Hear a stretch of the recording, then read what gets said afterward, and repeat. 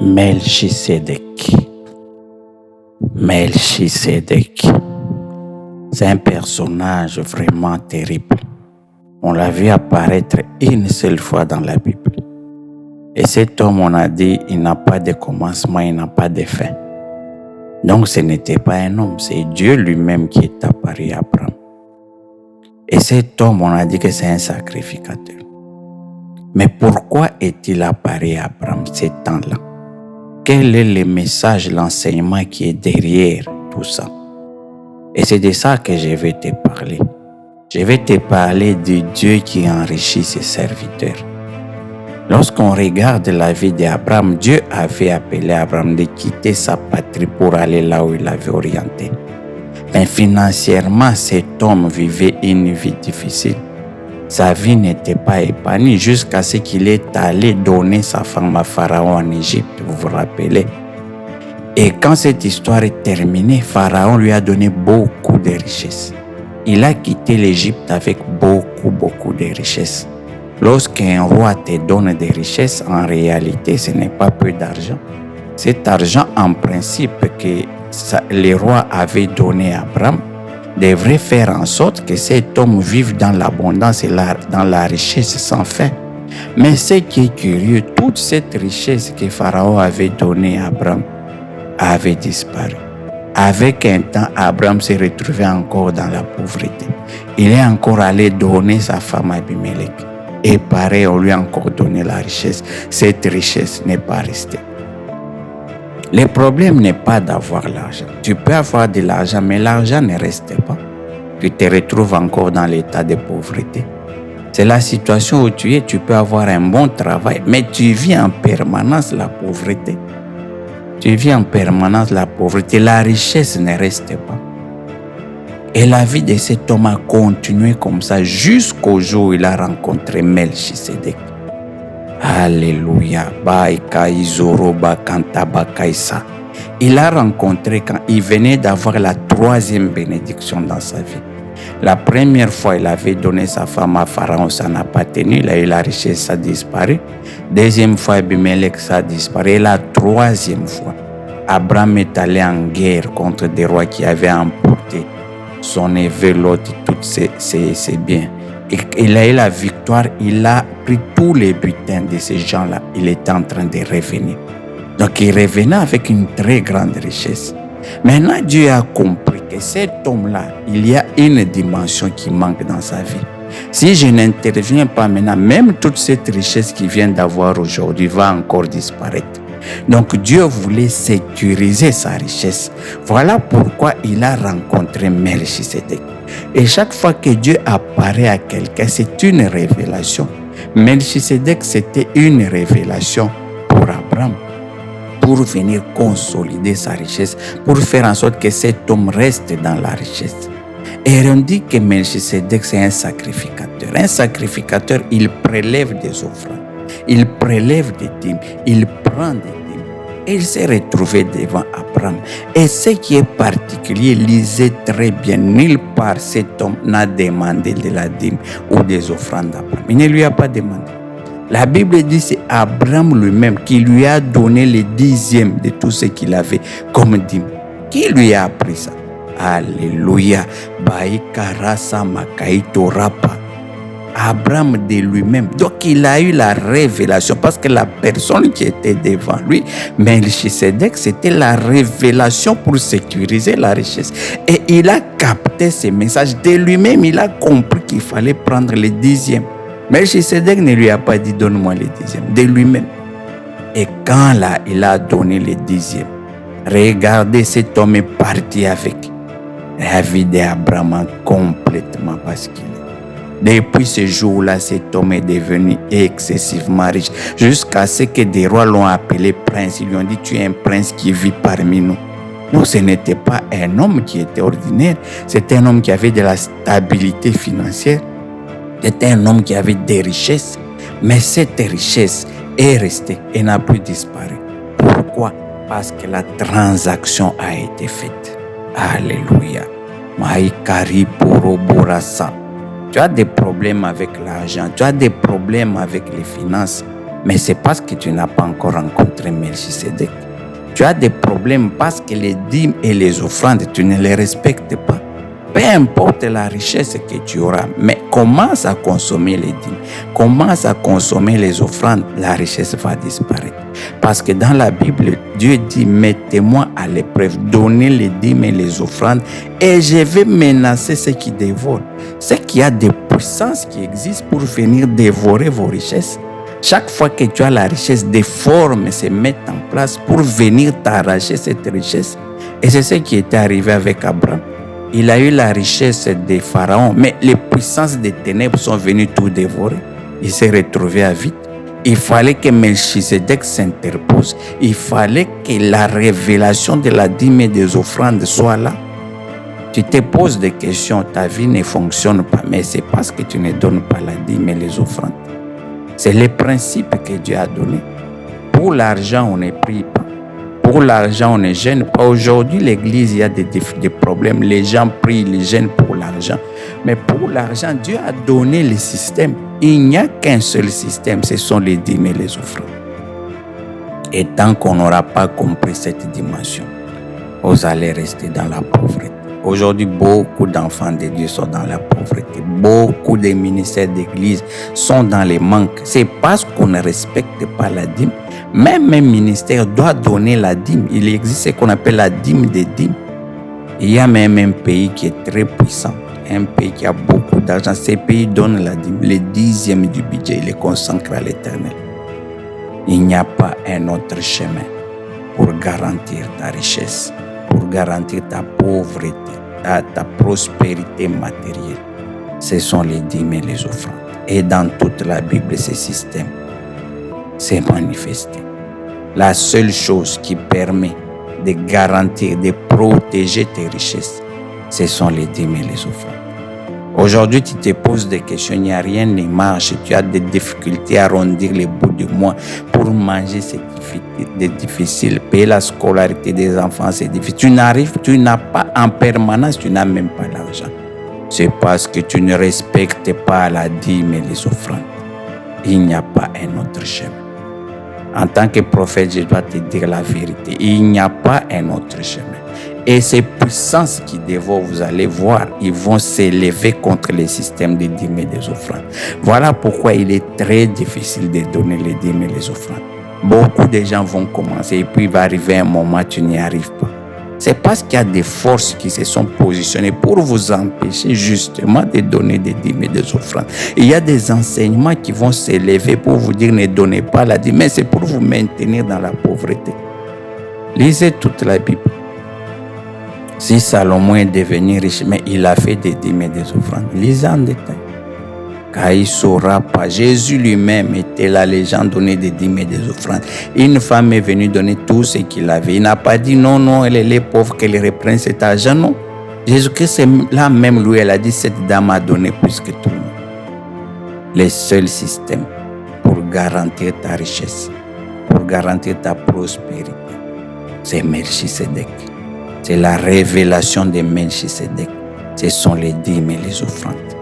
Maintenant, j'aimerais aller avec vous dans une autre dimension. Dans ce système, je vous ai dit, le diable et les rusés. Il va venir décourager les gens pour qu'ils ne donnent pas de dîmes et des offrandes. Et il va même envoyer certains faux serviteurs qui vont venir aussi amener ce système dans l'exagération. Il y a des escrocs spirituels qui entrent, qui sont là en train de dire donnez les dîmes. Mais ces gens de dîmes ne vont rien produire. Parce que je vous ai dit, la dîme, c'est Melchisedec, c'est une révélation. Ce n'est pas au serviteur de Dieu de demander la dîme. Ce n'est pas Melchisedec qui a demandé. Abraham a eu la révélation lui-même, il est allé donner. Maintenant, aujourd'hui, il y a des escrocs spirituels qui sont dans les églises. Donnez les dîmes, ils dépouillent le peuple de Dieu. Ces dîmes ne vont pas fonctionner. La dîme qui fonctionne, c'est celle qui se fait par révélation. Dieu lui-même va te dire à qui donner la dîme, va te dire où donner la dîme, va te dire quelle dîme, parce que c'est lui-même, il a trouvé le 10e. Personne ne lui a dit qu'il fallait faire ça. Et il y a beaucoup de dérapages aujourd'hui. Il y a certains hommes de Dieu qui tordent même les messages pour avoir l'argent. Disant donnez, vous serez bénis. Non, c'est la révélation qui donne la bénédiction. C'est Melchisedec. Si ces dons s'est fait sous révélation, alors Dieu va protéger. Alléluia, Rakapai commanda. Tu veux avoir la prospérité, respecte la dîme. La dîme, il faut la donner à celui qui veille sur ton âme, à ton pasteur, à ton berger. C'est à celui-là qu'il faut donner la dîme. L'église où tu pars. Il y a des hommes de Dieu, il y a beaucoup de dérapages. Il va dire, voilà, donnez-moi la dîme. Est-ce que tu veilles sur l'âme de cette personne pour qu'elle te donne la dîme? Rakapa kantama izobaraba. Oh maika isorapa kantaika. Il faut qu'on puisse restaurer les dîmes et les offrandes. C'est l'unique moyen pour avoir la prospérité matérielle. Beaucoup de dérapages se sont faits dans l'église aujourd'hui. La Bible dit, vous avez reçu gratuitement, donnez gratuitement. Il y a des hommes de Dieu qui disent, bon voilà, si une personne donne $100, venez devant, je vais prier pour vous pour que vous ayez la bénédiction. C'est un mensonge, c'est un féticheur. Parce que ce qui vient de Dieu est gratuit. La grâce, elle est gratuite. Si un homme de Dieu dit, bon voilà, donne l'argent comme ça, je vais prophétiser pour toi, c'est un mensonge. Ce n'est pas biblique. Tout ce qui est de Dieu est gratuit. Tout. Les messages, la grâce, les ministères, les services, les dons, tout est gratuit. Si par exemple quelqu'un se dit, voilà, je vais faire un séminaire de délivrance, le droit d'entrée c'est autant, c'est un mensonge, ce n'est pas biblique. Tout ce qui est de Dieu doit être gratuit. Mais la seule chose qu'il faut donner, c'est la dîme et les offrandes. Alléluia. Rikapa kantaikobaka. Si tu veux soutenir l'œuvre de Dieu, tu peux le faire. Mais ces choses-là doivent se faire sous révélation. Et aujourd'hui, l'Église se trouve dans la pauvreté. Toi qui m'écoutes, les finances, ça ne tient pas. Est-ce que tu respectes? Quelle est la dernière fois que tu as donné la dîme? Est-ce que ce que tu donnes, c'est le 10e en réalité? Beaucoup de gens qui m'écoutent aujourd'hui ont des difficultés. Parce que regarde toi-même ta vie. Regarde ta fidélité à travers la dîme. Et c'est la condition que Dieu a donnée. Si tu donnes Dieu va menacer les puissances qui dévorent, les puissances qui s'attaquent à ta bénédiction. Mais tu peux avoir de l'argent, mais cet argent, on les divise, comme j'ai dit. Tu continues à avoir des billets, mais spirituellement, on a déjà divisé ça par 10 par ces puissances. Et tu verras, avec cet argent-là, tu ne feras que la valeur de ce qui a été divisé. Tu as $100, les puissances des ténèbres viennent, ils divisent. Ça devient $10 spirituellement, mais physiquement, tu continues à avoir $100. Mais avec ces $100, tu ne feras que des choses de $10. Voilà pourquoi il est important que Dieu protège ton argent.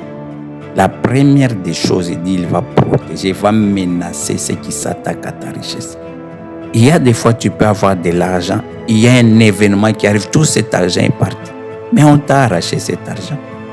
Et quand Dieu sécurise ton argent, tu vas voir, tu as peu d'argent, mais avec cet argent, tu es même étonné des réalisations que tu fais avec. Voilà la différence. Tu peux voir une personne qui a un certain salaire, mais qui arrive à bien s'organiser. Une autre qui a un salaire, mais plus élevé, ne fait rien du tout. Mais c'est la protection de la richesse à travers les dîmes et les offrandes. La première des choses, il a dit, il va protéger ta richesse. Il va menacer les puissances. Parce que chaque fois, je vous dis qu'il y a la richesse, il y a des puissances qui vont venir pour détruire. Et la deuxième chose, il a dit qu'il va mettre de l'abondance.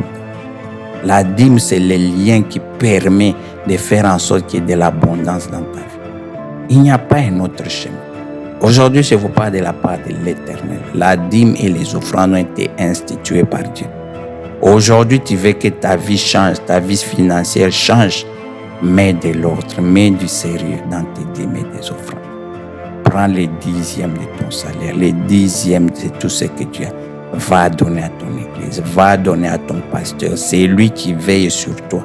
C'est à celui-là qu'il faut donner la dîme. Yakapa kantaba kaizoro badaba. Et tu verras, ta vie va changer comme la vie d'Abraham. Quand Abraham a rencontré Melchisedec, quand il a donné les 10e, toute sa vie a changé. Il est resté dans l'abondance, dans la richesse, en permanence. Aujourd'hui, j'aimerais que tu rencontres Melchisedec à travers les messages que je te donne. C'est une révélation. Maïsorapa, Dieu peut te donner une révélation. Il te dit, prends tel argent, donne à tel serviteur de Dieu. Toi, agis. Vous vous rappelez quand Élie s'est trouvé vers la veuve de Sarepta, la révélation était claire. Prépare-moi que je mange d'abord. Elle l'a fait. Et il y a eu de l'abondance. Dieu peut te révéler, prends cet argent, donne à tel serviteur qui prêche sur les réseaux sociaux. Toi, fais. Il va te dire, prends tel argent, va donner à tel. Tu vas même te donner l'adresse, tu donnes. Et ta vie va changer. Beaucoup de gens ont déjà expérimenté cela. Il y a un homme de Dieu, Orapa Kaïsorapa, qui est en train de faire de son témoignage. Aujourd'hui, c'est un homme qui a un ministère tellement béni, dans une abondance matérielle excessive. Un jour, il prêchait, il dit qu'il était en train de vivre une vie dans la pauvreté. Un serviteur de Dieu. Un jour, il a pris un salaire, il prêchait, il était à la chair. À la chair même, Dieu lui dit, prends tout ton salaire, alléluia, dépose à la chair. Il saura pas tout. C'était terrible. Il ne savait pas, il allait manger comment, il allait payer les loyers, comment, c'était tout ce qu'il avait. Il a tout enlevé, il a laissé à la chair. Quand il est rentré à la maison, sa femme lui a demandé, mais où est le salaire, comment allons-nous manger? Il lui a dit, Dieu a dit, j'ai tout laissé à la chair. Et la femme a dit, croire à Dieu. Et je vous dis, ces gens-là, ce sont des milliardaires aujourd'hui. Il est important de connaître ces principes. La richesse ne peut venir uniquement qu'à travers les dîmes et les offrandes. La richesse ne vient pas à travers des veillées et prières. Tu peux t'enfermer, tu peux prier pendant des jours et jours. L'argent ne viendra pas. Abraham priait, il n'a pas été béni. Mais quand il a donné le 10e de tout ce qu'il avait à Melchisedec, sa vie a changé.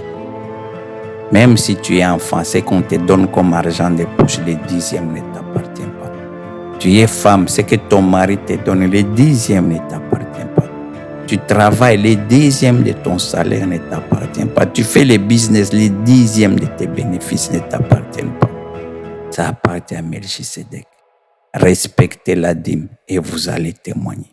Ça, c'est votre message. Ceux qui vont appliquer, la vie va changer. Alléluia. Rika Pai Korapa. Soyez bénis. Amen.